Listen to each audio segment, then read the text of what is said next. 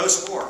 Huh. I think we thought we were going to be a lot faster than Germany. But I'm predicting a woman's victory here. What do you all think? A woman's victory? I think you're right. So, okay. All right. Well, okay, so Keith is tied up, the Senate President's tied up upstairs. It's good to have Cliff here and his team. And I want to thank the Cabinet for being here. I want to thank the Academy. I want to thank my family. Well, look, I tell you, there are a lot of people in the country that would love to be in the position that we're in. I know this sounds a little repetitive, but Jerry, you haven't heard this before. I mean, you know, the Associated Press has, they've taken analysis of many of the states in the country and their fiscal situation. John Miner is here today with Jobs Ohio, and he can tell you that without a strong fiscal position, you're going to make a lot of businesses nervous. And those that might want to take a risk on our great state would not do it if we didn't achieve structural balance.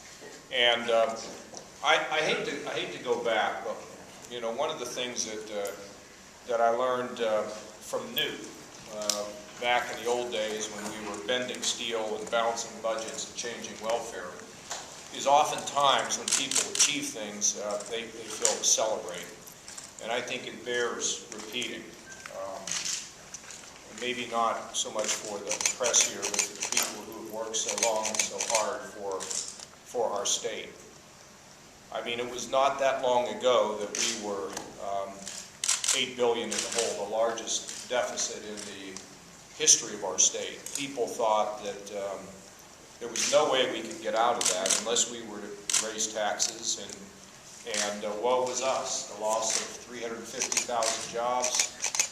The fact that I went to New York with Tim Keene, and the rating agencies were warning us that we were going to be downgraded. And Tim, I don't know if you remember that conversation, but I tried to paint a vision for them as to how we would come back. And they were, I would say, beyond skeptical.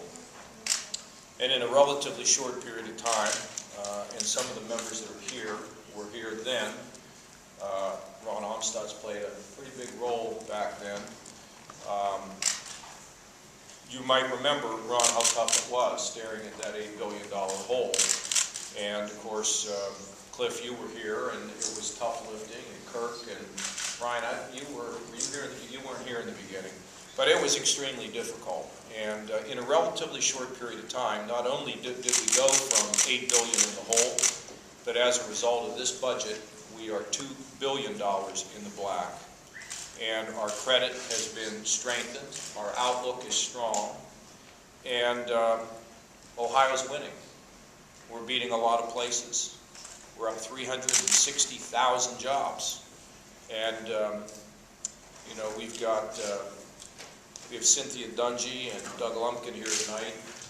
We know that the most important thing we can do to deal with the problem of poverty is to get people work, to get them a job. And so to be up 360,000 jobs is, it's terrific. And, you know, somebody asked me the other day, what would you say you're most proud of? And I think back to the period of time when I was in Washington and we balanced the budget, and Wayne, that economy started taking off and people were working, and then here in Ohio, you know, we got our swagger back here in Ohio now. We now have confidence again. We believe in ourselves. And then combined with of course, the economic growth is the fact that we're now driving Ohio more and more from the bottom up with tax cuts. We led the country, before we got to this budget, with $3 billion worth of tax cuts. I don't know where we stack up now because we've added another $1.9 billion. We have gotten the income tax under 5%. You know I'm never going to rest until it gets driven a lot lower. But we're under 5% now. As Cliff said, it's the lowest it's been since he was in the first grade. And first grade. One. You were 1 year. Well, you were precocious young man. Starting first grade at the age of 1. Most of you didn't know that. It's really good, Cliff. Early childhood education. Yes. So, you know, that is really, really good. And of course, we've got this significant tax cut for small businesses because we believe that small businesses are the engine of economic growth. We love the big businesses that are here. I mean, we love the GEs and the Procter & Gamble's and so many of the big businesses, but we also know that the innovation, the excitement, the energy, and the future is resting in small business. And if you're a small business man or woman in this country, you want to come to Ohio because at the end of this budget cycle, virtually all small businesses will pay no income taxes. I mean, that's pretty breathtaking. I know that there are some people that are skeptical about tax cuts, but you know, look, I worked in the private sector for 10 years. I've listened to business people. You go and talk to them what it means to have their taxes cut. You combine that with the workers' comp reforms, it's been pretty remarkable. And so, you know, at the same time we've done all of that, I think it's important to note, and as many of you know who have followed me around the country, we've not left anybody behind. If you are drug addicted, we're going to help you. We have been able to treat the drug addicted in our prisons. You know, they're there at $22,500 a year, but worse than that, they're locked up in a cell. And because of the good work of Tracy Plouk and the work with Gary Moore in the prisons, when we treat them and hand them off to the community, the recidivism rate is 10%. There are now national reporters going to come here, not to talk to me, but to talk to Gary about what he has done to bring humanity into those prisons and give people a chance and hope. It's a significant thing. And I think all of our hearts bleed. My heart specifically bleeds for those young people who have been caught up in the web of drug addiction. People at every income bracket, every neighborhood, increasing numbers of young people dying from heroin overdoses. We mean to continue to go after this. And Ryan, it was not long ago when I met with those moms down in southern Ohio who had buried their sons. And it's a commitment we all have to make sure that we can bring some healing to the people who have been caught up in this web and in this horror, this nightmare, to give them a chance at a decent life and get their life back because they can. And then for the mentally ill, we've broken our promise to the mentally ill. We told them that when we locked the big institutions down, we would take care of them in the community. And we failed them. It was not long ago when I was down in Wilmington, Cliff, with your human service people who said sometimes it feels like a tsunami here of need and want. And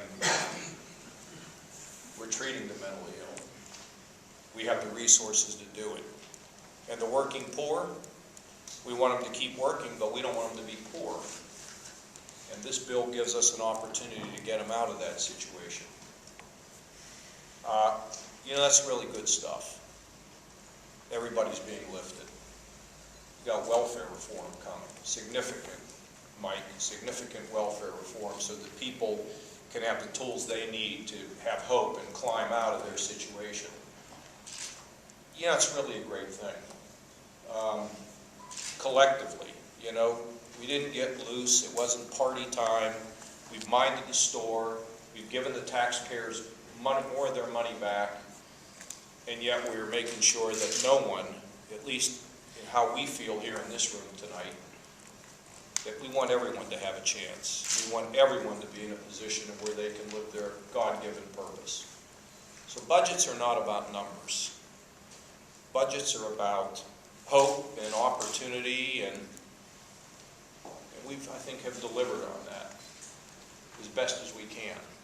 We have a long way to go, long road to go, but we are step by step, and each step seems to be a little bit bigger, restoring strength to Ohio, making Ohioans proud that they live here, giving an opportunity for people in other parts of the country to move here. It's good stuff, and I want to thank the members of the legislature. No governor can do this alone. A governor can lead, But without partnership, it just can't get done. And, there's rocky roads to go, there's more issues to deal with, but I'm very proud because, I've seen the ugly movies that come from prosperity, and that is a relaxing and a drifting back into the things that get you into trouble. But here in this state, we're minding the store. We've got our eyes firmly fixed on the horizon, and we know that we can be better and stronger. And we're going to do it, aren't we, boys? Aren't we, ladies? We're going to do it because it's the right thing to do. So